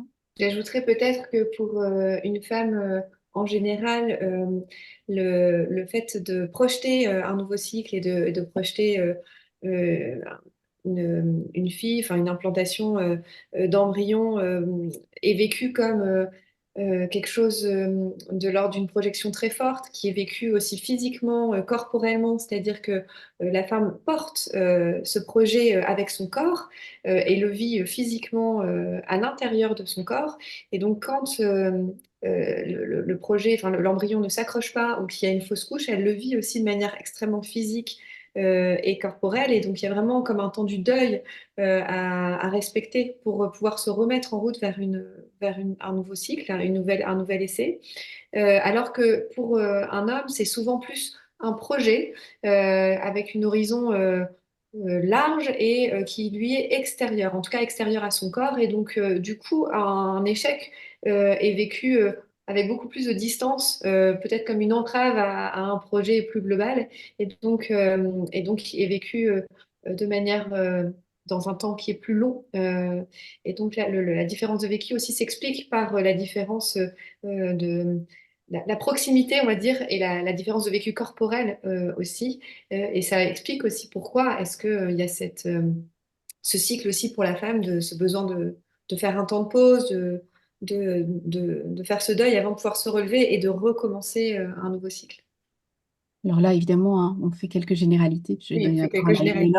Éléonore. Il y a évidemment toutes les nuances possibles. Voilà, En complément peut-être très rapide, ce serait de dire euh, par rapport aux différences de temporalité, tout ce que vous venez d'énoncer, Estelle et Mathilde, c'est peut-être comment se préparer. On a parlé de ces différents temps, de ces ambivalences, mais comment peut-être après un transfert, avant de faire le test, comment pouvoir imaginer qu'on va pouvoir vivre. Alors là, c'est comme dans tout ce qu'on a dit, dans sa complexité, à la fois de garder le désir et l'espoir que ça va marcher, mais comment aussi peut-être dire à deux et s'imaginer et si ça marche pas, et de s'y préparer déjà, de pouvoir un peu nommer peut-être à des moments. Pour certains, j'ai vu des personnes que ça pouvait aider aussi de pouvoir peut-être un peu anticiper ça et imaginer déjà à deux et d'essayer de s'accorder dans les possibilités de ce que l'on fera après, s'il y a échec. Certaines personnes ont besoin de cette sécurité-là, oui, tout à fait. Merci. Bien, avant de passer à la question suivante, j'ai vérifié les dates. C'est bien 14 mars et 4 avril. Oui. J'avais sur ma fiche une erreur sur la fiche qui m'avait été transmise. On m'avait indiqué 16 avril. Donc, mais j'ai vérifié sur le site, c'est bien 4 avril. Oui. Autre question d'un spectateur ou d'une spectatrice anonyme. Vous terminez en évoquant l'adoption. Les médecins l'évoquent aussi souvent comme une solution miracle pour avoir une famille. En France, l'adoption, c'est 15 000 nouveaux agréments par an, 1 500 nouvelles adoptions. Comment garder l'espoir? Hmm. Ah, comment garder l'espoir? Alors, oui, effectivement, la situation de l'adoption, voilà, est aujourd'hui complexe. C'est une réalité. Euh, et, euh, et je pense qu'on peut, enfin, je peux vous rejoindre dans l'idée que c'est quand même une légende urbaine de dire que voilà, l'adoption, si j'ai bien compris votre point, déclencherait des grossesses. Enfin, voilà, il y a pas de, je sais pas si j'ai bien compris, mais j'ai cru comprendre ça. Voilà, ça c'est voilà. Donc, comment garder l'espoir dans le monde de l'adoption tel qu'il est? Euh, je crois que c'est important de garder son rêve, effectivement, de continuer à agir, mais peut-être d'envisager parfois des alternatives. Euh, et c'est une mère adoptive qui vous parle. Donc, voilà. Oui, il Alors, en faudrait- fin de témoignage, on avait, enfin de récit, on avait évoqué l'adoption d'embryons. Donc, c'est encore Mmh, une c'est spécificité. ça. Peut-être que le mot adoption a été entendu, mais on évoquait l'adoption d'embryons. Mmh. Effectivement, ce que j'entendais dans cette question, c'est, vu les statistiques et les chiffres, voilà, le réel, effectivement, cogne. Alors, peut-être ça me donne envie d'ajouter, là, merci Éléonore de repréciser voilà, cette référence à l'adoption d'embryons, que pour certaines personnes, moi j'ai pu entendre que envisager l'adoption d'embryons, c'était une, une option qui était éthiquement plus acceptable pour elles. Voilà, on a tous, on a pas forcément, on a parlé de limites aujourd'hui, on n'a pas forcément parlé de positionnement éthique en tant que tel. Mais voilà, pour certaines personnes, c'est quelque chose qui vient répondre à quelque chose de leur désir, justement. Euh, et que quand l'adoption d'un enfant né ailleurs, d'une autre histoire, n'est pas possible, parfois envisager l'adoption d'embryons, ça peut être une piste pour certaines personnes. C'est quelque chose qu'on entend aussi de temps en temps dans les permanences téléphoniques qu'on fait à l'association. Autre spectateur anonyme, ou le même, hein, nous sommes en attente d'un don d'embryon, mais on nous annonce entre 3 et 5 ans d'attente. Pourquoi y a-t-il si peu de donneuses d'ovocytes? Ah, Ils sont en attente d'un don d'ovocytes dans la question. La question, oui, j'imagine que c'est en France, hein, où effectivement, malgré le ton rassurant des sécos. Moi, je discute souvent avec eux qui disent oui, mais c'est 15, 18 mois. En fait, la réalité, c'est plus près de 4 ou 5 ans. C'est la réalité. Mm. Mm. Il y a de multiples Ouais. raisons, hein, pourquoi si peu. C'est une question hautement politique, entre autres. D'abord, les Français sont peu donneurs. Donc ça, c'est première raison.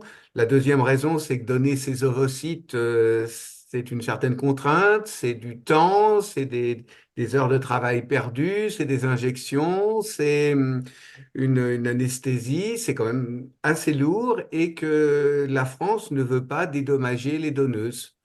Mm. Certains sécos étant particulièrement pingres, on a des gens qui nous ont dit, moi, on m'a dit, on me donne un ticket de métro en partant, quoi, c'est tout. Donc les gens ne veulent pas donner. Mhm. De ce fait, ça explique pourquoi il y a peu de donneuses. Au moment des négociations de loi bioéthique, les associations étaient bien sûr conviées à discuter. C'est la première chose qu'on a dit. Si vous voulez que ça fonctionne en France, le don, il faut non pas de payer les donneuses, il n'est pas question de salaire, mais il est question de dédommager les donneuses de leur temps perdu, de leur journée de travail perdue, d'un certain nombre de choses comme ça. Ça ne sera jamais un salaire. Et au principe de la gratuité du don, ils ont refusé en disant, mais alors peut-être qu'un jour, ils nous diront un rein, il faudra le payer ou quelque ça n'a rien à voir. C'était pas du tout logique. Ouais. Voilà, c'est la raison pour laquelle il n'y a quasiment pas de donneuses en France, effectivement. Mm.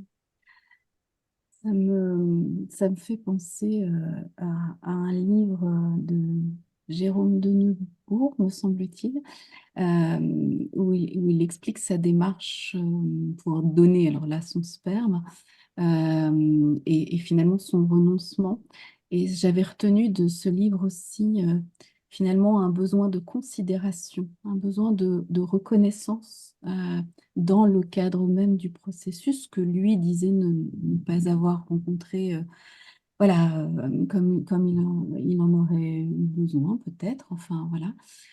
Voilà, donc peut-être ça fait partie aussi, voilà, des choses qui font que qu'on donne pas suffisamment en France. Euh, voilà, y compris des ovocytes. Et plus étonnant, il y a aussi le même manque côté donneur, hein. Les sécos disent on a un énorme manque de donneuses, alors que ça semble effectivement plus simple. Là, c'est simplement une hésitation face au don et la nouvelle loi sur la suppression de l'anonymat et l'accès aux origines aux 18 ans de l'enfant né par don a diminué pour certains sécos le nombre de donneurs et de donneuses de plus de la moitié. Mm. Donc, il y en a encore moins qu'avant, alors que la demande, elle, a beaucoup augmenté avec l'accès, bien sûr, aux femmes seules et aux couples de femmes. Donc, c'est un vrai paradoxe. On a ouvert de façon plus large et de l'autre côté, on a fait un peu peur aux éventuels donneurs et donneuses. Donc, c'est effectivement une situation difficile. Pour l'instant, la seule solution rapide, c'est d'aller à l'étranger. Il n'y en a pas d'autre.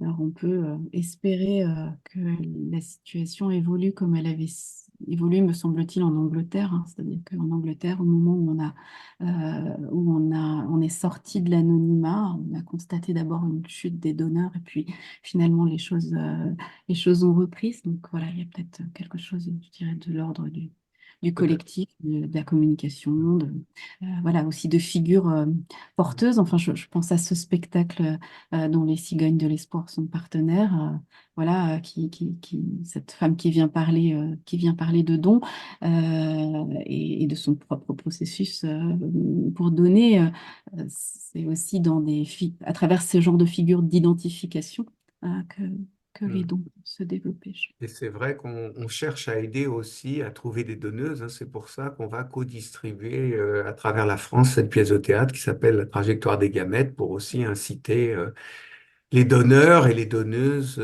à donner. Mais c'est vrai que l'exemple qu'on a, c'est le Portugal qui a eu très peur au moment où ils ont adopté des lois similaires à la nôtre. Et c'était il y a maintenant presque 4 ans. Avec l'accès aux origines, ils ont d'abord eu une baisse et désormais, il y a plus de donneurs et de donneuses qu'il y avait avant. Donc, Mm. c'est peut-être un espoir. Mm. J'espère qu'on a répondu à votre question. Alors, Anne nous écrit, avec mon mari, on fait les protocoles, mais on n'évoque plus jamais la vie rêvée avec nos enfants. Alors qu'au début de notre relation, on en parlait souvent. Je ne sais pas comment je pourrais faire revivre ce rêve avec lui. J'ai peur que ce soit trop douloureux. Ah. Mhm. Mesdames.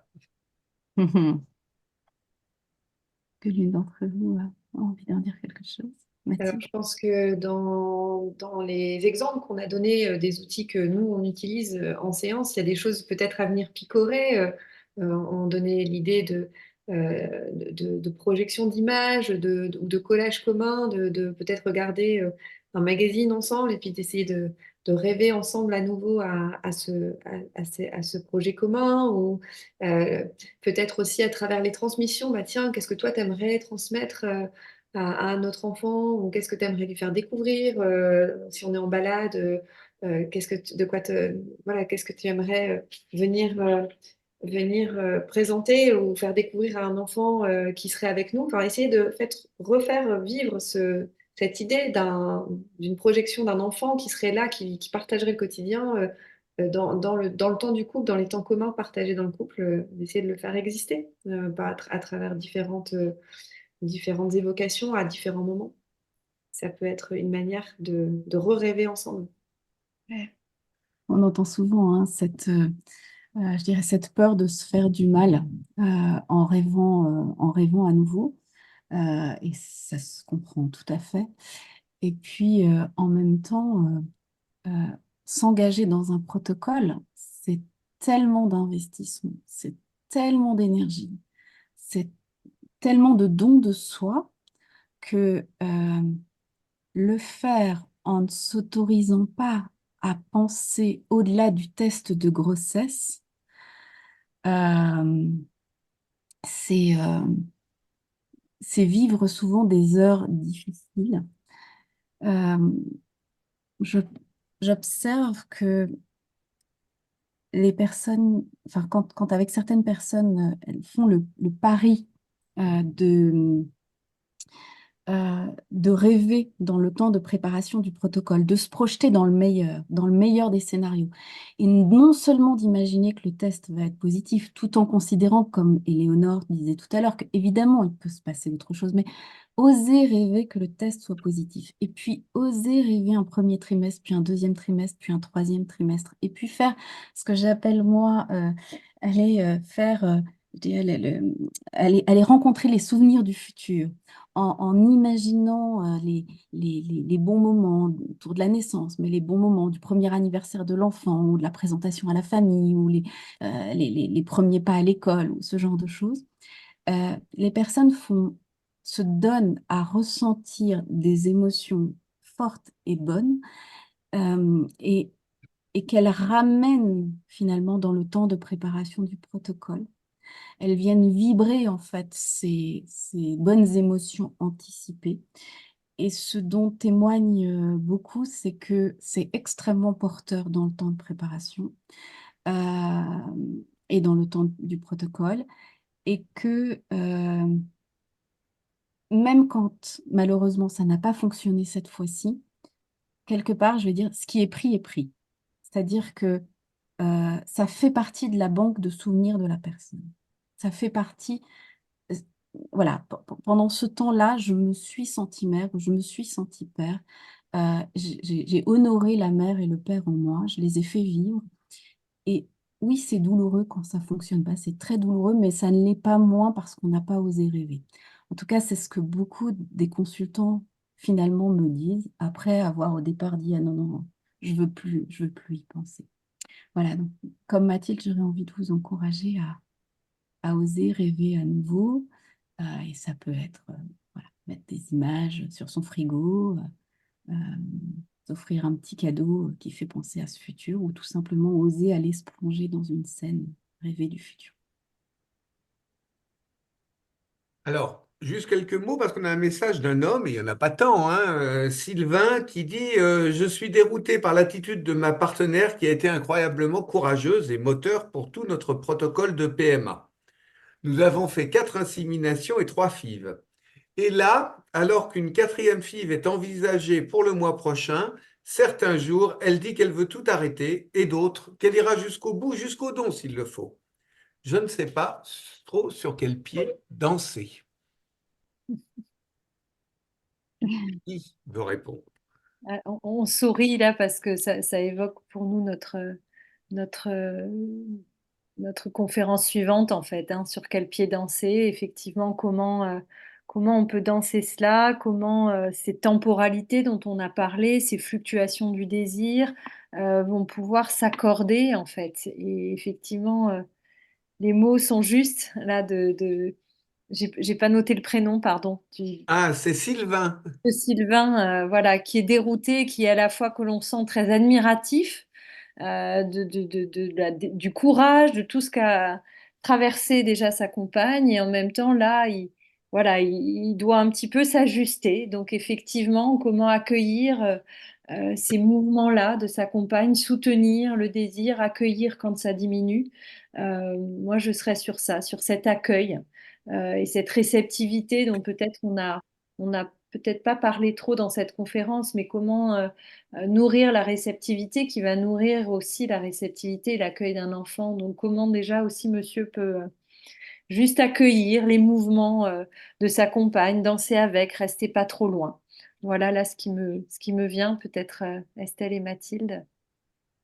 Oui, bah, c'est effectivement une jolie transition sur notre prochaine conférence. Et puis, ça fait aussi des échos, là, ce que vous évoquez, Sylvain, avec ce qu'on répondait à Nathalie tout à l'heure, hein. C'est-à-dire que effectivement, les deux membres du couple ne vont pas vivre les différentes étapes de la même manière et vont avoir un rapport au temps qui peut être très différent, avec ce que disait Mathilde sur le fait que je dirais le vécu n'est pas incarné enfin voilà, le niveau d'incarnation n'est évidemment pas le même, et du coup le rapport au temps n'est pas le même pour les deux membres du couple.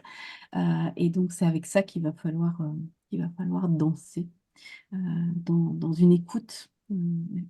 Et peut-être un écho à l'un des points que l'on a évoqués, c'est peut-être le besoin de pause, parce qu'effectivement, il y a eu 4 IA, 3 FIV.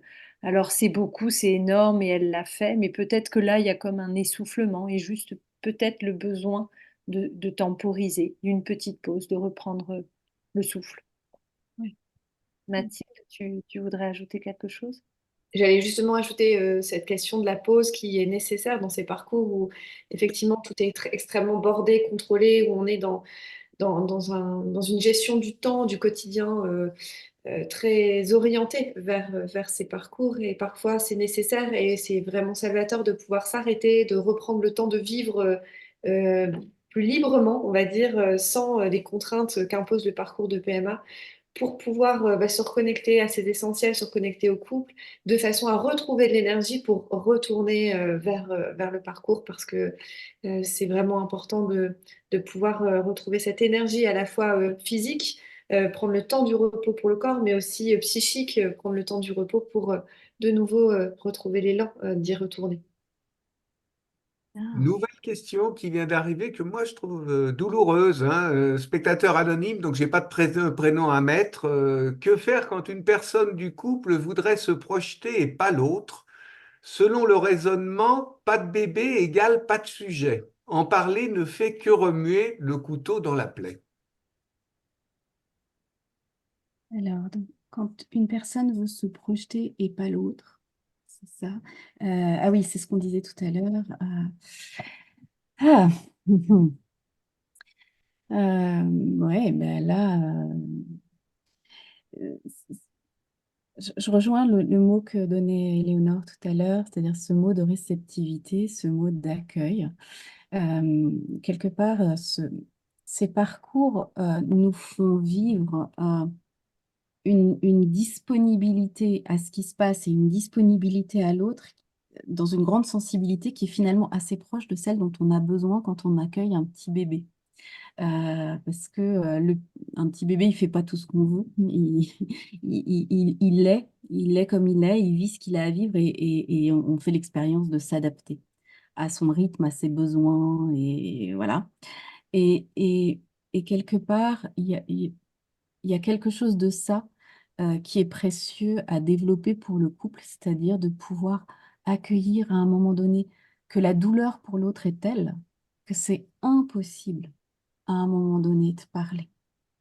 Et donc, voilà, de pouvoir rester dans cette présence, puis en même temps d'accepter, d'accueillir que là, il ne peut pas ou elle ne peut pas, c'est aussi développer voilà, sa capacité d'être réceptif à ce qui se passe. Alors, ça ne veut pas dire pour autant qu'on ne doit pas s'occuper de soi, hein.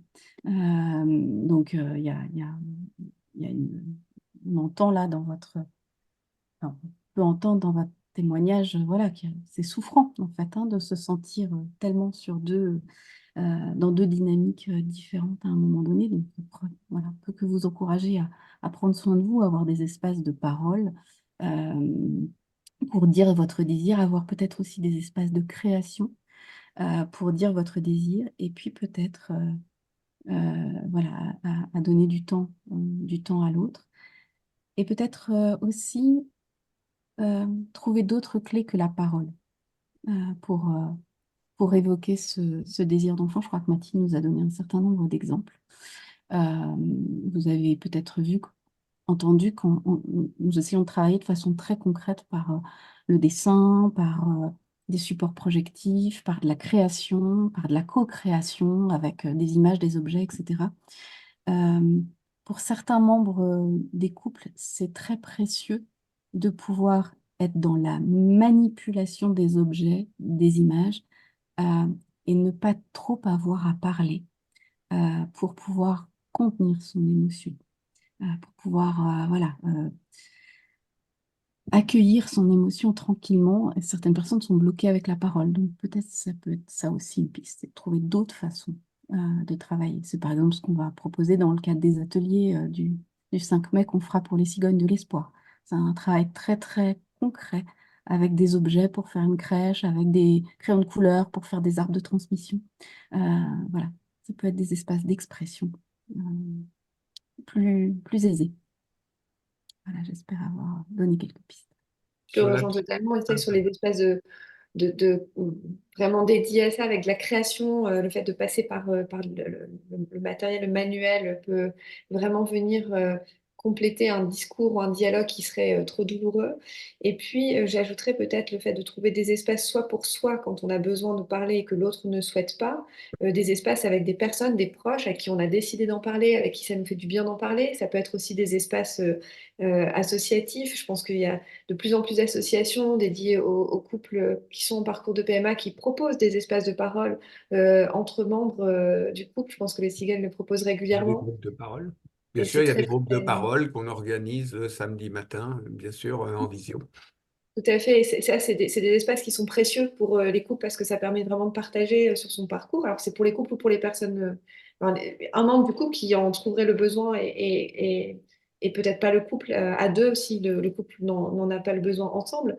Et puis après, effectivement, avoir un espace thérapeutique, ça peut aussi venir aider parce que ça vient contenir en fait le moment où on en parle à l'espace thérapeutique. Ça peut être aussi ça, la fonction de l'espace, c'est-à-dire que dans le quotidien, on ne parle pas forcément du projet. Puis on a cette fenêtre-là pendant une heure et demie, où on vient parler ensemble de ce projet et ça permet de venir défiger, débloquer les choses. Mais on sait que ça sera juste là et que ça ne va pas venir envahir et ça permet de contenir aussi l'émotion parfois et ce que ça peut faire ressentir de désarroi ou de souffrance à la personne. Voilà. Sur la temporisation, donc quelqu'un répond temporiser, ok, sauf que c'est le planning des hôpitaux qui s'impose à nous et que le temps joue contre nous. Ouais. Ouais, Voilà. ouais, Hmm. en effet. Ouais, tout à fait. Bah oui, bon, là, c'est le sujet de voilà, comment faire entendre à l'autre ce temps qui court et qui nécessite d'avancer ensemble. Euh, Et puis aussi que parfois, oui, le planning des hôpitaux est serré, le temps joue contre soi, mais parfois le fait de faire une pause qui va permettre de mûrir un projet va être salvateur, c'est-à-dire que je donne un exemple d'un couple que j'ai suivi récemment qui avait vraiment le temps qui jouait contre eux parce qu'il y a la dame arrivait à une limite d'âge et le médecin mettait vraiment vraiment la pression pour que les choses se fassent et elle a dit au médecin, écoutez, moi j'ai besoin, si je prends cette décision, d'être sûre de ma décision. Et elle a pris le temps, ils ont fait une pause qui a duré 6 mois pour venir travailler sur leur décision d'aller ou non vers un don de gamètes. Ils sont venus travailler en séance pour pouvoir prendre le temps de prendre leur décision. Et une fois que leur décision a été prise, ils ont pu aller en conscience vers le don et elle est enceinte. Et en fait, parfois, ces pauses sont salvatrices de pouvoir poser les décisions, y aller en conscience en ayant fait l'espace nécessaire pour pouvoir accueillir ce qu'il y a à accueillir. Et ce temps n'est pas forcément une perte de temps. Parfois, c'est un gain de temps pour la suite. Et Là, d'ailleurs, il y a presque... Vas-y, pardon, Éléonore. on Vas-y. en parlera dans la deuxième conférence, mais c'est effectivement d'oser aussi parfois dire non, y compris au planning des hôpitaux et des médecins, en tout cas de mettre une pause, de dire je prendrai le rendez-vous suivant pour le cycle suivant. Donc de s'écouter et de ne pas se laisser totalement subir en fait, hein, de ne pas subir tous les emplois du temps des autres et de reprendre un petit peu la main. C'est vraiment un enjeu dont on parlera à la prochaine conférence.